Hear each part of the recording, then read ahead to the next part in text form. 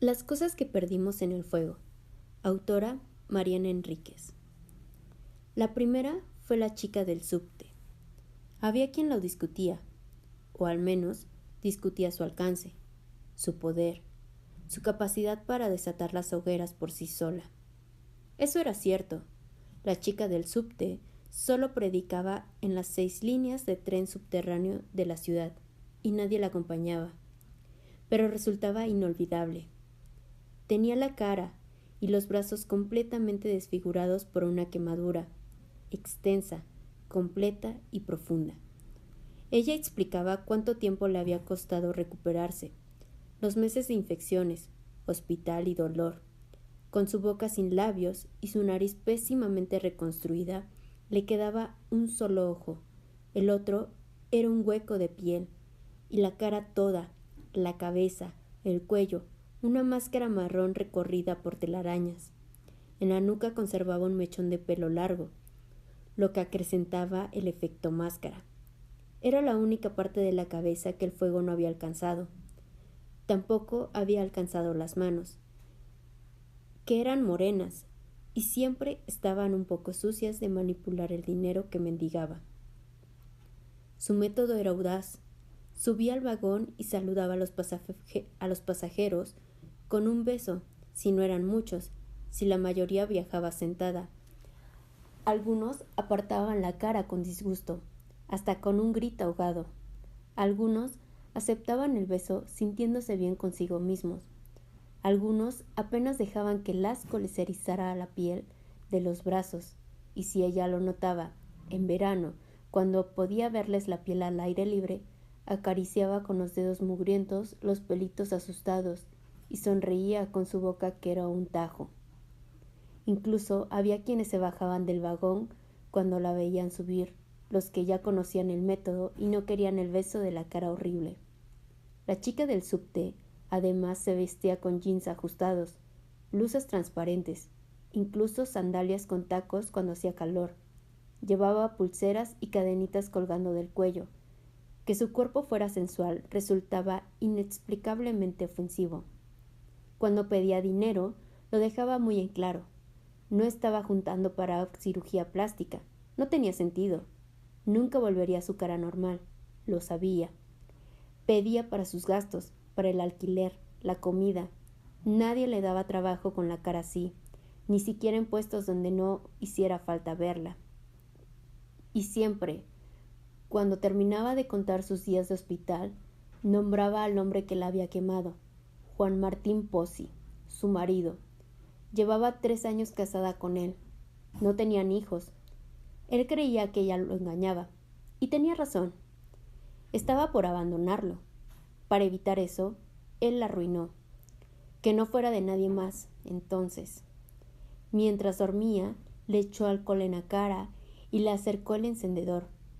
Cuando ella no podía hablar, cuando estaba en el hospital y todos esperaban que muriera, Pozzi dijo que se había quemado sola, que se había derramado el alcohol en medio de una pelea y había querido fumar un cigarrillo todavía mojada. Y le creyeron. Sonreía la chica del subte con su boca sin labios, su boca de reptil. Hasta mi papá le creyó. Ni bien pudo hablar en el hospital, contó la verdad. Ahora él estaba preso. Cuando se iba del vagón, la gente no hablaba de la chica quemada, pero el silencio en que quedaba el tren, roto por las sacudidas sobre los rieles, decía: ¡qué asco! ¡Qué miedo! No voy a olvidarme de ella más. ¿Cómo se puede vivir así? A lo mejor no lo había sido la chica del subte la desencadenante de todo, pero ella había introducido la idea en su familia. Creía Silvina. Fue una tarde de domingo. Volvía con su madre del cine. Una excursión rara. Casi nunca salían juntas. La chica del subte dio sus besos y contó su historia en el vagón. Cuando terminó, agradeció y se bajó en la estación siguiente. No le siguió a su partida el habitual silencio incómodo y avergonzado. Un chico, no podía tener más de 20 años, empezó a decir: ¡qué manipuladora! ¡Qué asquerosa! ¡Qué necesidad! También hacía chistes. Silvina recordaba que su madre, alta y con el pelo corto y gris, todo su aspecto de autoridad y potencia, había cruzado el pasillo del vagón hasta donde estaba el chico, casi sin tambalearse, aunque el vagón se sacudía como siempre. Le había dado un puñetazo en la nariz, un golpe decidido y profesional, que lo hizo sangrar y gritar: «¡Vieja hija de puta, ¿qué te pasa?». Pero su madre no respondió, ni al chico que lloraba de dolor, ni a los pasajeros que dudaban entre insultarla o ayudar. Silvina recordaba la mirada rápida, la orden silenciosa de sus ojos y cómo las dos habían salido corriendo, no bien por las puertas se abrieron, y habían seguido corriendo por las escaleras a pesar de que Silvina estaba poco entrenada y se cansaba enseguida. Correr le daba tos, y su madre ya tenía más de 60 años. Nadie las había seguido, pero eso no lo supieron hasta estar en la calle, en la esquina transitadísima de Corrientes y Pueyrredón. Se metieron entre la gente para evitar y despistar a algún guarda o incluso a la policía.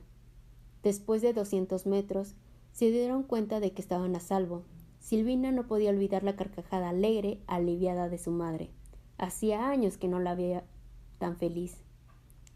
Hicieron falta a Lucila y la epidemia que desató. Sin embargo, para que llegaran las hogueras, Lucila era una modelo y era muy hermosa, pero sobre todo era encantadora.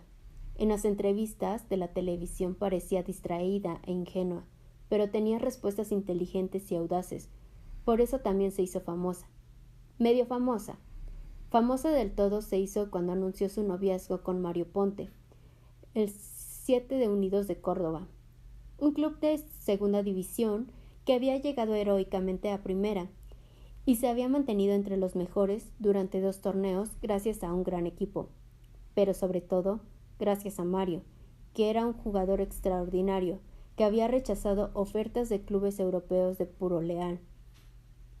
Aunque algunos especialistas decían que a los 32 y con el nivel de competencia de los campeonatos europeos, era mejor para Mario convertirse en una leyenda local que en un fracaso transatlántico. Lucila parecía enamorada, y aunque la pareja tenía mucha cobertura en los medios, no se le prestaba demasiada atención. Era perfecta y feliz, y sencillamente faltaba drama. Ella consiguió mejores contratos para publicidades y cerraba todos los desfiles. Él se compró un auto carísimo. El drama llegó una madrugada cuando sacaron a Lucila en camilla del departamento que compartía con Mario Ponte. Tenía el 70% del cuerpo quemado y dijeron que no iba a sobrevivir. Sobrevivió una semana. Silvina recordaba apenas los informes en los noticieros, las charlas en las oficinas. Él la había quemado durante una pelea, igual que a la chica del subte. Le habían vaciado una botella de alcohol sobre el cuerpo. Ella estaba en la cama y después había echado un fósforo encendido sobre el cuerpo desnudo. La dejó arder unos minutos y la cubrió con la colcha. Después llamó a la ambulancia, dijo, como el marido de la chica del subte que había sido ella. Por eso, cuando de verdad las mujeres empezaron a quemarse, nadie les creyó, pensaba Silvina mientras esperaba el colectivo. No usaba su propio auto cuando visitaba a su madre, la podían seguir. Creían que estaban protegiendo a sus hombres, que todavía les tenían miedo, que estaban choqueadas y no podían decir la verdad. Costó mucho concebir las hogueras. Ahora que había una hoguera por semana, todavía nadie sabía ni qué decir ni cómo detenerlas, salvo con lo de siempre: controles, policía, vigilancia. Eso no servía. Una vez le habían dicho una amiga anoréxica a Silvina: «No pueden obligarte a comer». «Sí pueden», le había contestado Silvina. «Te pueden poner suero, una sonda». «Sí, pero no pueden controlarte todo el tiempo. Cortas la sonda, cortas el suero. Nadie puede vigilarte 24 horas al día. La gente duerme». Era cierto. Esa compañera de colegio se había muerto finalmente. Silvina se sentó con la mochila sobre las piernas. Se alegró de no tener que viajar parada. Siempre temía que alguien abriera la mochila y se dieran cuenta de lo que cargaba. Hicieron falta muchas mujeres quemadas para que empezaran las hogueras. Es contagio, explicaban los expertos en violencia de género, en diarios y revistas, radios y televisión, donde pudieran hablar. Era tan complejo enfermar, decía, porque por un lado había que alertar sobre los feminicidios y por otro lado se provocaban esos efectos, parecidos a lo que ocurre con los suicidios entre adolescentes. Hombres quemaban a sus novias, esposas, amantes por todo el país, con alcohol la mayoría de las veces, como Ponte, por lo demás el héroe de muchos, pero también con ácido, y en un caso particularmente horrible, la mujer había sido arrojada sobre neumáticos que ardían en medio de una ruta por alguna protesta de trabajadores. Pero Silvina y su madre recién se movilizaron, sin consultarlo entre ellas. Cuando pasó lo de Lorena Pérez y su hija, las últimas asesinadas antes de la primera hoguera, el padre, antes de suicidarse, les había pegado fuego a madre e hija, con el ya clásico método de la botella de alcohol. No las conocían, pero Silvina y su madre fueron al hospital para tratar de visitarlas, o por lo menos protestar en la puerta. Ahí se encontraron, y ahí estaba también la chica del subte, pero ya no estaba sola. La acompañaba un grupo de mujeres de distintas edades, ninguna de ellas quemada. Cuando llegaron las cámaras, la chica del subte y sus compañeras se acercaron a la luz. Ella contó su historia. Las otras asentían y aplaudían. La chica del subte dijo algo impresionante, brutal. Si siguen así, los hombres se van a tener que acostumbrar. La mayoría de las mujeres van a ser como yo. Si no se mueren. Estaría bueno, ¿no? Una belleza nueva. La mamá de Silvina se acercó a la chica del subte y a sus compañeras cuando se retiraron las cámaras. Había varias mujeres de más de 60 años. A Silvina la sorprendió verlas dispuestas a pasar la noche en la calle, acampar en la vereda y pintar sus carteles que pedían «Basta, basta de quemarnos». Ella también se quedó, y por la mañana fue a la oficina sin dormir. Sus compañeros ni estaban enterados de la quema de la madre y la niña. Se están acostumbrando, pensó Silvina.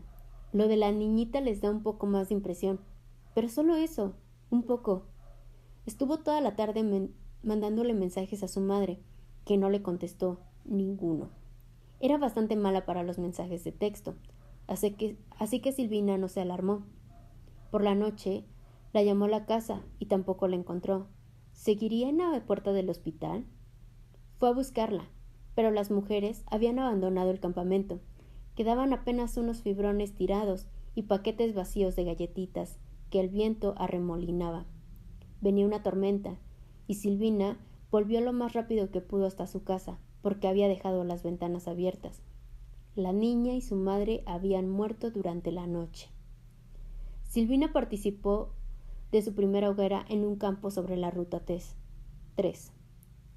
Las medidas de seguridad todavía eran muy elementales, las de las autoridades y las de las mujeres ardientes.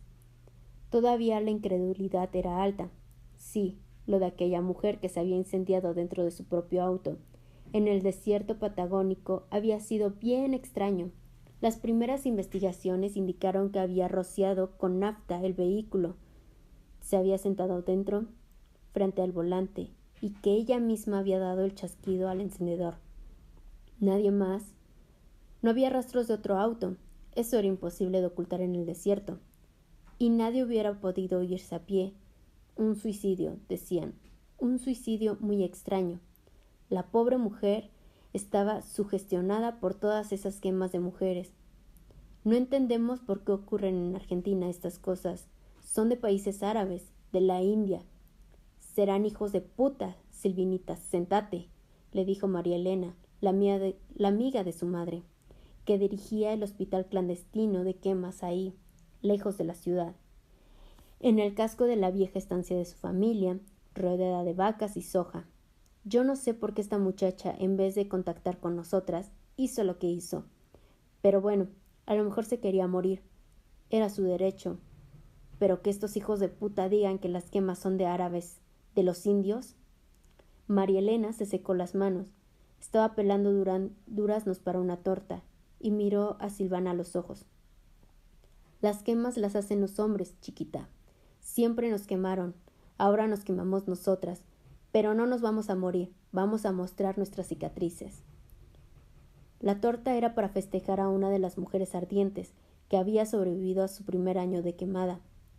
Algunas de las que iban a la hoguera preferían recuperarse en hospitales, pero muchas elegían centros clandestinos como el de María Elena. Había otros. Silvina no estaba segura de cuántos. El problema es que no nos creen.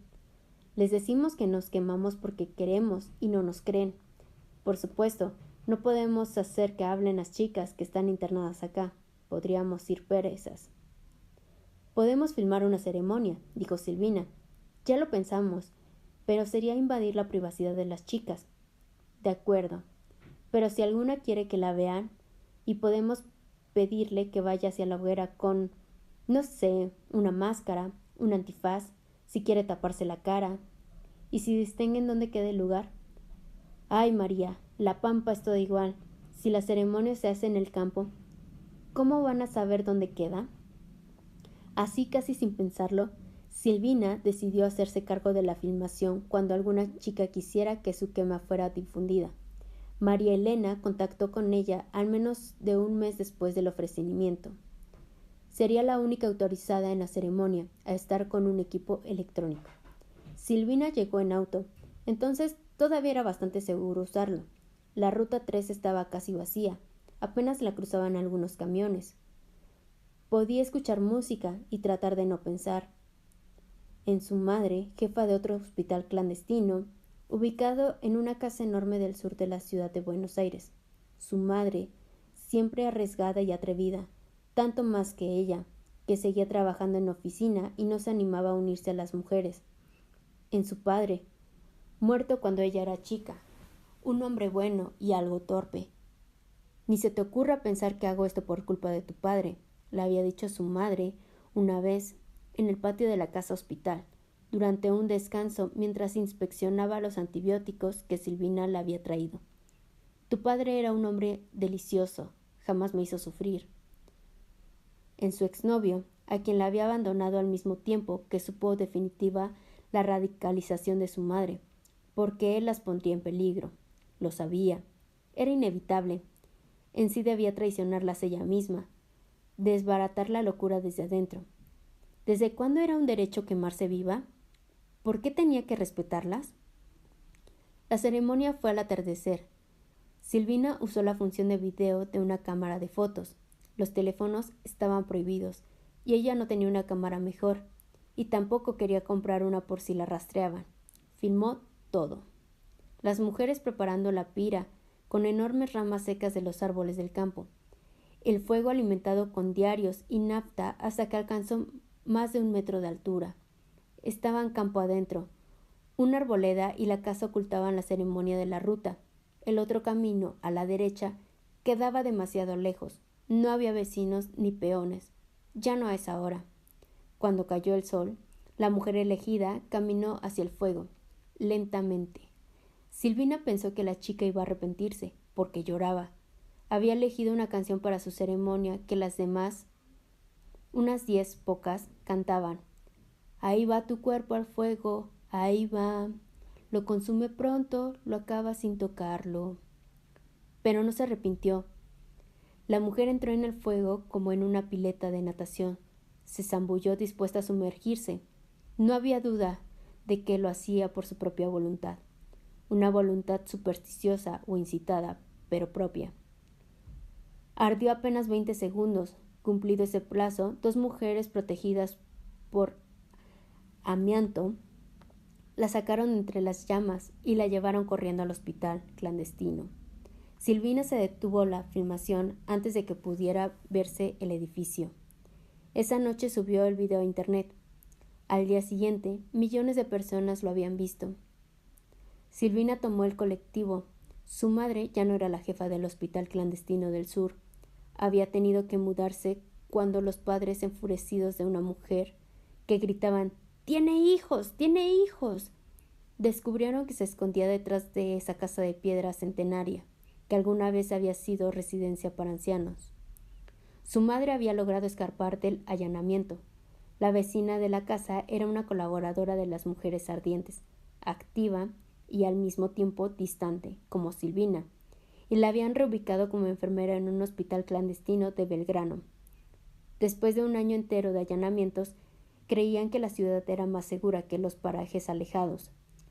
También había caído el hospital de María Elena, aunque nunca descubrieron que la estancia había sido escenario de hogueras, porque en el campo no hay nada más común que quemar pastizales y hojas.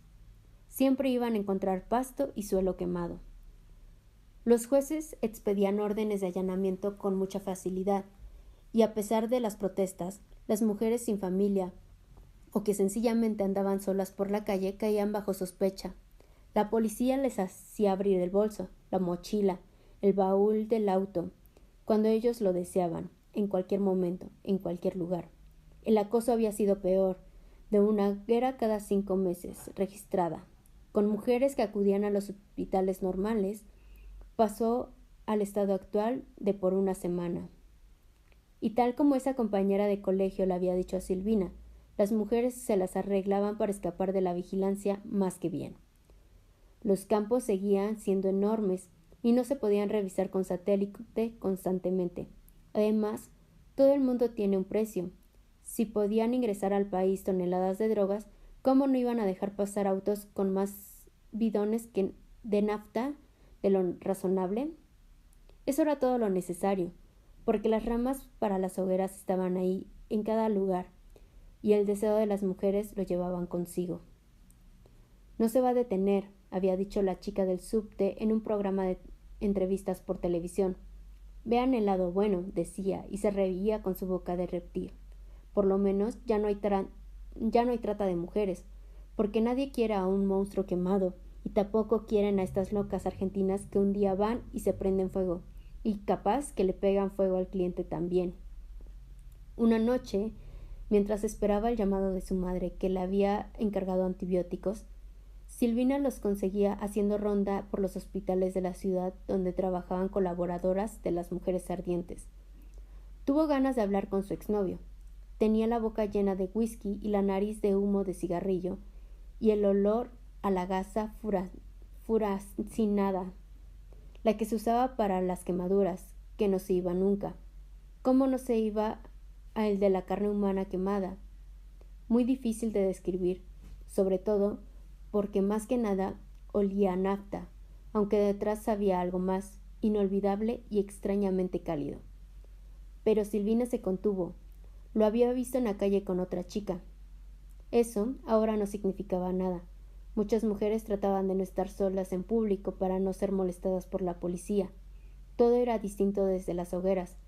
Hacía apenas semanas, las primeras mujeres sobrevivientes habían empezado a mostrarse, a tomar colectivos, a comprar en el supermercado, a tomar taxis y subterráneos, a abrir cuentas de banco y disfrutar de un café en las veredas de los bares, con las horribles caras iluminadas por el sol de la tarde, con los dedos, a veces sin ninguna falange, sosteniendo la taza. ¿Les darían trabajo? ¿Cuándo llegarían al mundo ideal de hombres y monstruas? Silvina visitó a María Elena en la cárcel. Al principio, ella y su madre habían temido que las otras reclusas la atacaran, pero no, la trataban inusitadamente bien. Es que yo hablo con las chicas, les cuento que a nosotras las mujeres siempre nos quemaron, que nos quemaron durante 4 siglos. No lo pueden creer, no sabían nada de los juicios a las brujas. ¿Se dan cuenta? La educación en este país se fue a la mierda, pero tienen interés. Pobrecitas, quieren saber. ¿Qué quieren saber?, preguntó Silvina. Y quieren saber cuándo van a parar las hogueras. ¿Y cuándo van a parar? Ay, qué sé yo, hijita. Por mí que no pare nunca. La sala de visitas de la cárcel era un galpón con varias mesas y 3 sillas, alrededor de cada una para la presa, 2 para las visitas. María Elena hablaba en voz baja, no confiaba en los guardias. Algunas chicas dicen que van a parar cuando lleguen al número de la casa de brujas de la Inquisición. Eso es mucho, dijo Silvina. Depende, intervino su madre. Hay historiadores que hablan de cientos de miles, otros de 40.000. 40.000 es un montón, murmuró Silvina. En cuanto a siglos, no es tanto, sugirió su madre. Había poca gente en Europa hace 6 siglos, mamá. Silvina sentía que la furia le llenaba los ojos de lágrimas. María Elena abrió la boca y le dijo algo más, pero Silvina no la escuchó, y su madre siguió, y las dos mujeres conversaron en la luz enferma de la sala de visitas de la cárcel. Y Silvina solamente escuchó que ellas estaban demasiado viejas, que no sobrevivirían a una quema. La infección se las llevaba en un segundo, pero Silvinita, ¿cuándo se decidirá Silvinita? Sería una quemada hermosa, una verdadera flor de fuego.